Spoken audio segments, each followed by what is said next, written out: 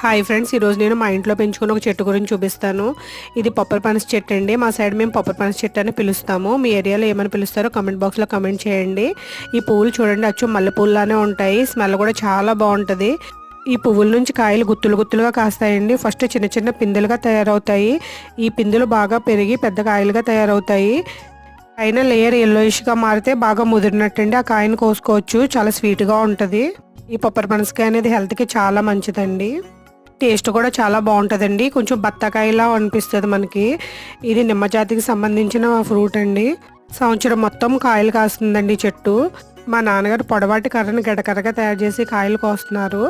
ఈ విధంగానే కాయలు కోస్తారండి ఇవి. ఊరు మొత్తంలో ఈ చెట్టు చాలా ఫేమస్ అండి. మా ఇంట్లో మాత్రమే పప్పర్ పనస చెట్టు ఉంటుంది. ఎవరికి కాయలు కావాల్సి వచ్చినా మా ఇంటికి వచ్చి తీసుకెళ్తారు. మేము ఫ్రీగానే ఇస్తాము, ఎవరి దగ్గర మనీ తీసుకోమండి. మీకు నా వీడియో నచ్చినట్లయితే ప్లీజ్ లైక్, షేర్, సబ్స్క్రైబ్.